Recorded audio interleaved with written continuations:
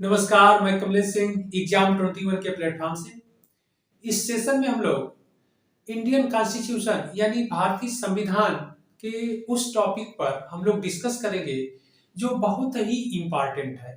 और एक सभ्य समाज के लिए यह टॉपिक बहुत इम्पोर्टेंट है। और यह इस टॉपिक का नाम है मूल अधिकार यानी फंडामेंटल राइट्स। तो आप लोग समझ ही गए होंगे कि फंडामेंटल राइट्स यानी मूल अधिकार के बिना किसी भी व्यक्ति का जीवन भली भांति या अच्छी तरह से वह जीवन जी नहीं सकता। क्यों? इसलिए नहीं जी सकता कि फंडामेंटल राइट्स में व्यक्तियों को प्रदान किया जाता है समानता का अधिकार यानी इक्वलिटी उसे दी जाती है, स्वतंत्रता का अधिकार दिया जाता है, फ्रीडम रहता है आने जाने का, अपना विचार अभिव्यक्त करने का, व्यवसाय इत्यादि करने का, अपने आवश्यकता के अनुसार एक स्थान से दूसरे स्थान जाने का। तो यह फ्रीडम स्वतंत्रता उसे मिली हुई है। कोई संघ शांतिपूर्वक संघ या सभा करने का, तो ये सारी स्वतंत्रता मिली है। अगर उसका शोषण हो रहा है तो शोषण से उसकी रक्षा किया जा रहा है यानी उसे रक्षा प्रदान करता है। इसके अलावा धार्मिक स्वतंत्रता प्रदान करता है। व्यक्ति जिस धर्म को मानता है या नागरिक जिस धर्म को मानता है उस धर्म के नियम और उपासना की विधियों के अनुसार वह वर्शिप यानी पूजा पाठ इत्यादि कर सकता है। ओके, उसे शिक्षा प्राप्त करने का अधिकार मिला है। इस प्रकार फंडामेंटल राइट्स यानी मूल अधिकार व्यक्ति के जीवन का अपरिहार्य अंग है, आप ऐसे भी कह सकते हैं। इसके बिना मानव जीवन का आगे बढ़ना पॉसिबल नहीं है, संभव नहीं है। क्योंकि एक मानव को या व्यक्ति को आगे बढ़ने के लिए जो आवश्यक चीजें हैं या जो जरूरी चीज है वह सभी इस फंडामेंटल राइट्स के द्वारा प्रदान किया जाता है। अब रह गई बात कि क्या फंडामेंटल राइट्स जो दिए गए हैं हमारे इंडियन कॉन्स्टिट्यूशन में वह क्या पूर्ण है, एब्सोल्यूट है? नहीं। अगर समय के साथ साथ जैसे जरूरत पड़ेगी तो फिर इन फंडामेंटल राइट्स में उसको इंक्लूड भी किया जाएगा। ओके, तो आगे हम लोग बढ़ते हैं। इस फंडामेंटल राइट्स यानी मूल अधिकार के बारे में हम लोग डिस्कस करते हैं। यह हमारे भारतीय संविधान के भाग 3 यानी पार्ट 3 यानी पार्ट 3 में इस दिया गया है या इस मूल अधिकार का उपबंध किया गया है। ओके, और इस भाग 3 में आर्टिकल अनुच्छेद 12 से 35 तक इस फंडामेंटल राइट्स के बारे में प्रावधान दिया गया है। ओके, आगे बढ़ते हैं। मूल अधिकार जो हमारे भारत में यानी इंडियन कॉन्स्टिट्यूशन में भारतीय संविधान में एडॉप्ट किया गया है, ग्रहण किया गया है, वह यूएसए से ग्रहण किया गया है यानी अमेरिका के संविधान से ग्रहण किया गया है। संयुक्त राज्य अमेरिका के संविधान से एडॉप्ट किया गया है यानी ग्रहण किया गया है। और अमेरिका में इसे मूल अधिकार को बिल ऑफ राइट्स के नाम से जाना जाता है। वहां पर इसे मूल अधिकार नहीं कहा जाता है अपितु बिल ऑफ राइट्स के नाम से जाना जाता है अमेरिका में। ओके, तो हमारे भारतीय संविधान में इसे अमेरिका के संविधान से एडॉप्ट किया गया है और इसमें भारतीय संविधान के भारतीय समाज के अकॉर्डिंग इसमें थोड़े बहुत सुधार और परिवर्तनों के साथ स्थान दिया गया। और कहां स्थान दिया गया? भाग 3 में, पार्ट 3 में। ओके, आगे बढ़ते हम लोग। यहाँ पर हम लोग डिस्कस कर लिए लेकिन फिर भी हम लोग देख लेते हैं कि यह फंडामेंटल राइट्स जो मूल अधिकार है एक सभ्य समाज के लिए अपरिहार्य है यानी नेसेसरी है, जरूरी है। ओके, इसके बिना व्यक्ति का और समाज का विकास पॉसिबल नहीं है, संभव नहीं है। आगे अगला जो पॉइंट है, इंडियन कॉन्स्टिट्यूशन यानी संविधान में दिए गए जो मूल अधिकार हैं, फंडामेंटल राइट्स हैं, यह धर्म, जाति, वंश, लिंग तथा जन्म स्थान के आधार पर भेदभाव के बिना सभी को प्राप्त है। ओके, यानी बिना भेदभाव के यह मूल अधिकार सभी को प्राप्त है यानी व्यक्ति को और सिटीजन नागरिक को।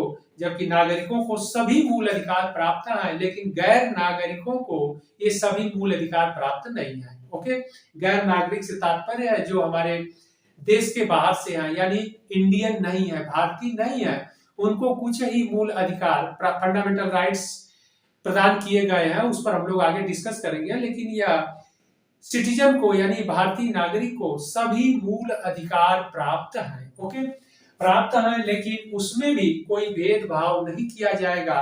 किस आधार पर, धर्म के आधार पर, जाति के आधार पर कि वह डिफरेंट कास्ट के हैं, उनको ये मूल अधिकार नहीं दिया जाएगा, उनको इस प्रकार की स्वतंत्रता नहीं रहेगी, उनको शिक्षा प्राप्त करने का अधिकार नहीं रहेगा, उनको धर्म की उपासना या अपने धर्म के नियमों के अकॉर्डिंग प्रेयर या प्रार्थना या वर्शिप करने का अधिकार नहीं रहेगा, या किसी प्रकार का भेदभाव नहीं किया गया है। इस प्रकार सभी को यह फंडामेंटल राइट इंडियन सिटीजन यानी भारतीय नागरिकों को सारे मूल अधिकार प्रदान किए गए हैं बिना किसी भेदभाव के, चाहे वह किसी भी धर्म, जाति, वंश, लिंग और जन्म स्थान उनका कहीं हो, भारत के भू क्षेत्र में कहीं वह निवास करते हो, सभी को यह मूल अधिकार स्वतंत्र रूप से प्राप्त है। ओके, आगे बढ़ते हैं हम लोग। मूल अधिकार पर राज्य, मूल अधिकार राज्य पर अंकुश के समान है। अब यहाँ पर राज्य पर अंकुश के समान है, इसका क्या तात्पर्य है?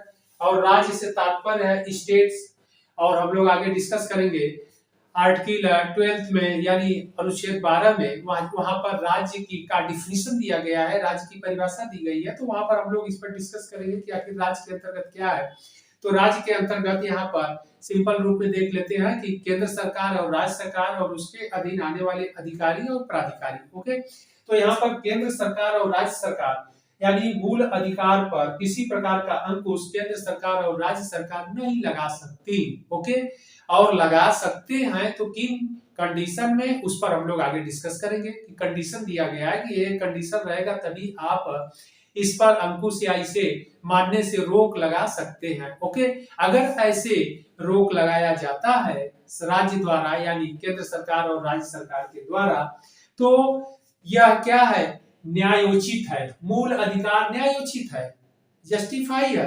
क्यों? क्योंकि कोर्ट के द्वारा मूल अधिकार, अगर किसी के मूल अधिकार का हनन होता है, उल्लंघन होता है या रोका जाता है उसे, तो वह व्यक्ति, उस व्यक्ति को तत्काल रेमेडीज यानी उपचार प्राप्त होगा, और किसके द्वारा? न्यायालय के द्वारा तत्काल उसे उपचार रेमेडीज दिया जाएगा। ओके, इस प्रकार मूल अधिकार फंडामेंटल राइट आपसे एग्जाम में पूछा जाता है, यह न्यायोचित है, किसी भी नागरिक के मूल अधिकार का उल्लंघन नहीं किया जा सकता है।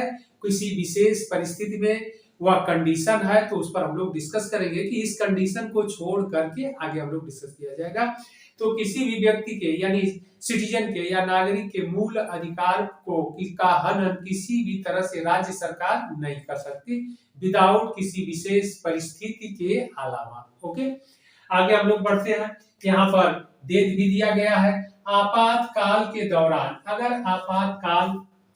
आपात उपबंध है, आपातकाल है, आपातकाल के दौरान आर्टिकल 20 यानी अनुच्छेद 20 और आर्टिकल 21 अनुच्छेद 21 को छोड़कर सभी अथवा किन्हीं मूल अधिकार यानी फंडामेंटल राइट्स को निलंबित किया जा सकता है। ओके, तो यह प्रावधान दिया गया है कि फंडामेंटल राइट्स को कब निलंबित किया जा सकता है, यानी व्यक्ति के फंडामेंटल राइट्स मूल अधिकार का हनन कब किया जा सकता है, अंकुश कब लगाया जा सकता है। तो आपातकाल के दौरान कोई विशेष परिस्थिति आ गई, देश पर संकट आ गया, युद्ध इत्यादि के समय, या फिर आर्थिक संकट आ गया। ओके, इस दौरान क्या किया जाएगा? आर्टिकल 20 और 21 को छोड़कर सभी अथवा किन्हीं मूल अधिकारों को सस्पेंड किया जा सकता है या निलंबित किया जा सकता है, एक कंडीशन दिया गया है। ओके, इस कंडीशन के अलावा किसी भी परिस्थिति में व्यक्ति के मूल अधिकार का हनन नहीं किया जा सकता है। ओके,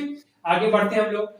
भारतीय संविधान में कुल 6 यानी 6 प्रकार के मूल अधिकार के प्रावधान किए गए हैं। तो इंडियन कॉन्स्टिट्यूशन में कुल 6 टाइप के फंडामेंटल राइट्स का उपबंध किया गया है, प्रावधान किया गया है। तो वह कौन कौन से हैं उनको हम लोग देख लेते हैं। नंबर 1 है, पहला यानी फर्स्ट है राइट टू इक्वलिटी यानी समानता का अधिकार, इंपॉर्टेंट है। ओके, पहला दिया गया है समानता का अधिकार, राइट टू इक्वलिटी, अनुच्छेद यानी आर्टिकल 14 से 18 तक। एग्जाम के लिए इंपॉर्टेंट है, आपसे पूछा जाता है कि हमारे भारतीय संविधान में समानता मूल अधिकार यानी फंडामेंटल राइट्स में एक राइट टू इक्वलिटी यानी समानता का अधिकार कहां से कहां तक दिया गया है, तो अनुच्छेद 14 से 18 तक यह प्रावधान किया गया है। ओके, तो समानता का अधिकार अनुच्छेद 14 से 18 तक दिया गया है या किया गया है। सेकंड है, दूसरा है स्वतंत्रता का अधिकार। ओके, स्वतंत्रता का अधिकार, राइट टू फ्रीडम। तो राइट टू फ्रीडम जो है वह अनुच्छेद आर्टिकल 19 से 22 तक दिया गया है।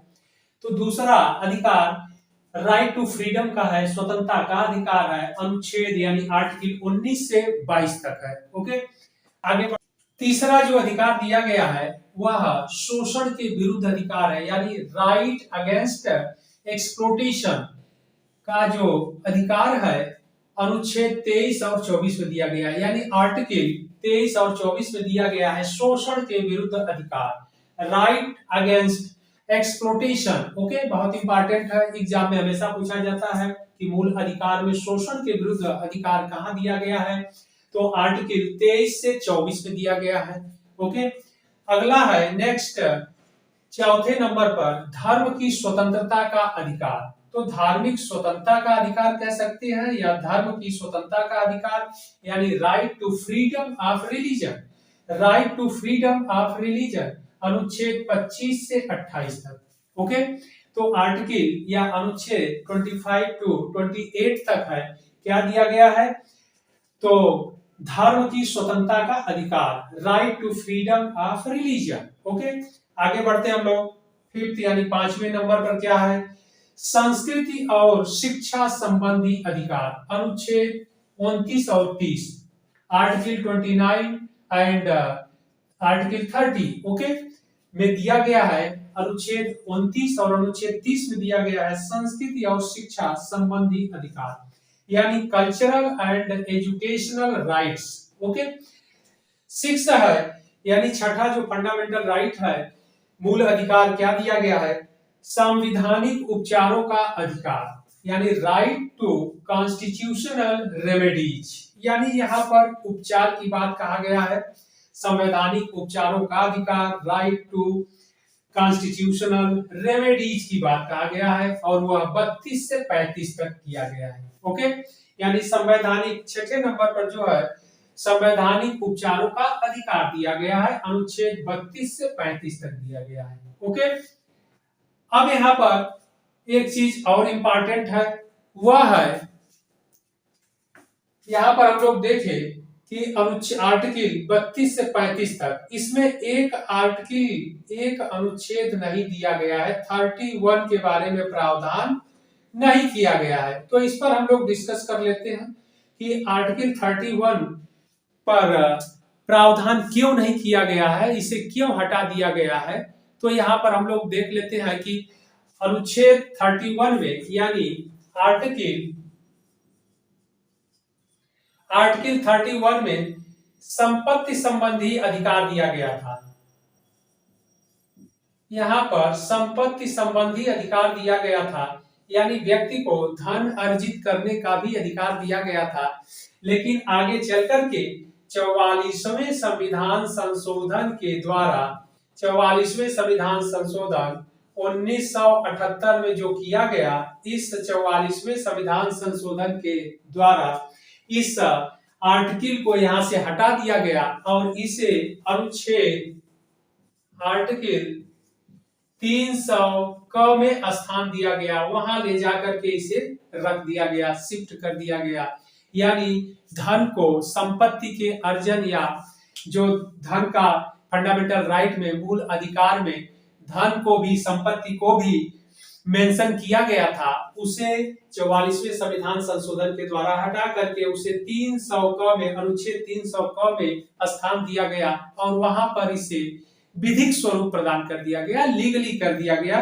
कि जब भी केंद्र सरकार को या भारत सरकार को जरूरत पड़ेगी समय समय पर, उससे संबंधित टैक्स या अन्य कोई प्रावधान करना होगा तो वह लगा सकता है। ओके, अगर फंडामेंटल राइट में संपत्ति के अर्जन संबंधी अधिकार रहेगा तो फिर सरकार के द्वारा उस पर किसी प्रकार का न तो टैक्स लगाया जा सकता है, न किसी प्रकार से उसे कम किया जा सकता है, न किसी भी प्रकार से उस धन को भारत सरकार अपने पास ले सकती है। जैसे उस धन को वह ब्लैक मनी भी नहीं घोषित कर सकते हैं, क्योंकि हमने अपने पास रखा है और धन रखने का हमें मूल अधिकार है, फंडामेंटल राइट हमें प्राप्त है। इसलिए उसे ब्लैक मनी और व्हाइट मनी जो कि कहा जाता है, तो इसकी जरूरत ही नहीं पड़ती। हमारे पास चाहे जितना धन हम अर्जित किए हैं, रखे हैं, वह मेरा फंडामेंटल राइट्स है और उसका जो डाटा आंकड़ा भारत सरकार या कोई मांग नहीं सकता है। इसीलिए भारत सरकार के सामने जब यह प्रॉब्लम क्रिएट होने लगा तो उन्होंने इसे 44वें संविधान संशोधन के द्वारा इस संपत्ति का जो अर्जन या संपत्ति संबंधी जो फंडामेंटल राइट्स मूल अधिकार प्रदान किया गया था, इसे समाप्त कर दिया गया और इसे लीगली स्वरूप प्रदान किया गया, यानी विधिक स्वरूप प्रदान कर दिया गया और इसे भारतीय संविधान के आर्टिकल अनुच्छेद 300 में इसे स्थान दिया गया। ओके, तो यह है हमारे जो बेसिक चीजें थी फंडामेंटल राइट्स के बारे में, जो है उसको हम लोग देख लिए। अब हम लोग यहाँ के बाद आर्टिकल शुरू करते हैं, यानी अनुच्छेद पर अब डिस्कस करते हैं। ओके, अनुच्छेद 12 आर्टिकल 12। ओके, अनुच्छेद 12 में क्या दिया गया है? तो अनुच्छेद 12 में डेफिनेशन ऑफ द स्टेट यानी राज्य की परिभाषा दी गई है। जो राज्य शब्द है वह उसकी परिभाषा फंडामेंटल राइट्स के अनुच्छेद 12 में दिया गया है। ओके, इंपॉर्टेंट है। तो मूल अधिकार के अनुच्छेद 12 में राज्य शब्द का डिफिनीशन दिया गया है, यानी राज्य से अभिप्राय क्या है, राज्य का के अंतर्गत क्या आएगा, यानी स्टेट की परिभाषा क्या रहेगी। तो यहाँ पर अनुच्छेद 12 में है राज्य शब्द से अभिप्राय है या फिर डेफिनेशन ऑफ द स्टेट, राज्य की परिभाषा दी गई है। तो राज्य शब्द के अंतर्गत संसद यानी केंद्र सरकार, ओके, पार्लियामेंट, हमारी सेंट्रल पार्लियामेंट जिसे कहते हैं, तो संसद और केंद्र सरकार यानी केंद्र सरकार और सेंट्रल पार्लियामेंट आएगी। ओके, इसके बाद सभी राज्य विधानमंडल तथा राज्य सरकारें आएंगी इसके अंतर्गत, स्टेट राज्य के डिफिनेशन के अंतर्गत। इसके बाद भारतीय भू क्षेत्र अथवा उपरोक्त के अधीन, उपरोक्त के अधीन यानी राज्य सरकार और केंद्र सरकार के अधीन। ओके, तो यानी भारतीय भू क्षेत्र अथवा उपरोक्त के अधीन कार्य करने वाले स्थानीय प्राधिकारी, कार्य करने वाले समस्त, यहाँ ध्यान रखना है, एक बार फिर इसको हम लोग पढ़ देख लेते हैं। भारतीय भू क्षेत्र अथवा उपरोक्त के अधीन कार्य करने वाले समस्त यानी सभी स्थानीय प्राधिकारी तथा अन्य अधिकारी आएंगे। ओके, तो इस प्रकार यह जो हमारे इंडियन कॉन्स्टिट्यूशन, भारतीय संविधान में स्टेट यानी डिफिनीशन ऑफ स्टेट, राज्य की परिभाषा दी गई है या राज्य शब्द को परिभाषित किया गया है। उस राज्य शब्द के अंतर्गत संसद, केंद्र सरकार, राज्य, सभी राज्य विधानमंडल तथा राज्य सरकारें, भारतीय भू क्षेत्र अथवा उपरोक्त के अधीन कार्य करने वाले समस्त स्थानीय प्राधिकारी अथवा अन्य अधिकारी आते हैं, सभी राज्य के परिभाषा के अंतर्गत आएंगे। यानी राज्य से अभिप्राय यही है कि संसद, केंद्र सरकार, राज्य विधानमंडल, राज्य सरकारें और भारतीय भू क्षेत्र अथवा उपरोक्त के अधीन कार्य करने वाले समस्त अधिकारी और प्राधिकारी। ओके, तो यह इंपॉर्टेंट है आपके एग्जाम के दृष्टिकोण से। अब हम लोग देख लेते हैं अनुच्छेद 13। ओके, अनुच्छेद 13 में क्या प्रावधान किया गया है उसको हम लोग देख लेते हैं। तो अनुच्छेद 13 में यह कहा गया है कि वे सभी विधि अथवा कानून, ओके, वे सभी कानून हो अथवा विधि जो संविधान के इस भाग के विपरीत होंगे निष्प्रभावी होंगे, यानी वह समाप्त हो जाएंगे, अब उनका प्रभाव नहीं रहेगा, प्रभावहीन हो जाएंगे। ओके, यानी वह समाप्त हो जाएंगे। कब? वे सभी विधि जो संविधान के इस भाग के विपरीत होंगे निष्प्रभावी हो जाएंगे। ओके, जब संविधान लागू किया गया उसके बाद से जो भी कानून पहले से थे हमारे देश में यानी भारत में, इंडिया में, वह क्या होंगे? जो जितने भी कानून फंडामेंटल राइट्स के अगेंस्ट थे, विपरीत थे, वह सभी क्या हो जाएंगे? निष्प्रभावी हो जाएंगे, शून्य हो जाएंगे, समाप्त हो जाएंगे। ओके, यानी फंडामेंटल राइट के जो विपरीत होंगे या थे सब समाप्त हो जाएंगे, निष्प्रभावी हो जाएंगे। ओके, आगे क्या रहा है? राज्य ऐसा कोई कानून यानी विधि, ओके, राज्य ऐसा कोई विधि नहीं बनाएगा जो मूल अधिकारों का उल्लंघन करता है, यानी फंडामेंटल राइट्स का उल्लंघन करता है। यहां पर कह दिया गया है अनुच्छेद 13 में कि राज्य ऐसा कोई कानून नहीं बनाएगा, ऐसा विधि नहीं बनाएगा जो फंडामेंटल राइट का यानी मूल अधिकार का उल्लंघन करता है। तो यह था अनुच्छेद 13 जो फंडामेंटल राइट्स में दिया गया है। तो हम लोग अनुच्छेद 12 और 13 देखे। अब हम लोग आगे देखेंगे जो समता का अधिकार यानी इक्वलिटी ऑफ राइट्स। ओके, तो समता का अधिकार देखेंगे।